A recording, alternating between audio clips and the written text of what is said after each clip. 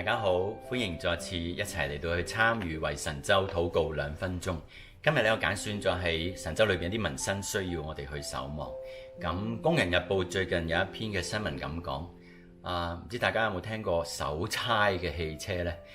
手搓麵粉我哋聽得多係咪？原來手搓呢，即係好似 DIY 咁啦，近年喺國內係好流行一句即係潮語啊嚇。手搓嘅汽車其實係指到嗰啲4輪老人家嘅電動代步車。早喺2018年呢，工信部等等6個部門就聯合發文，要求加強低速電動車嘅管理嘅，明確將非標電動4輪車咧列為違規嘅車輛喎。咁樣嘅汽車咧係其實未經安全嘅測試啦，各地咧亦都有禁行嘅規定。不過原來私下訂單仍然存在，主要原因係咩？低價滿足咗部分地區同埋人群嘅市場需求啦。呢啲非標電動4輪車唔俾生產啦，於是商家點啊？就將嗰啲嘅車殼啊、電池啊、電機啊拆開嚟到分開售賣咯，將呢個組裝嘅工序咧留翻俾消費者，所以就手搓就咁解啦。監管部門咧應該嚟到關注零件最終嘅流向，以堵截咧手搓汽車咧流入市面嘅。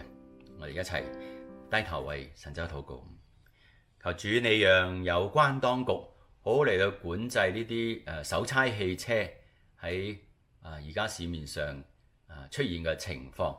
特別咧亦都懇求主啊，你讓當局有智慧，可以諗到一個既能夠讓消費者負擔又合規嘅一啲嘅老人電動車出行方便咧呢啲長者嚟到去能夠可以出街啦，甚至去旅遊啦。因為有唔少嘅長者真係需要靠呢啲嘅電動車嘅。我哋懇求恩主你讓神州當局唔好各自為政，大家咧一齊諗好一個兩全其美嘅方法，造福老百姓。我哋同心禱告，奉耶穌基督嘅名，阿門。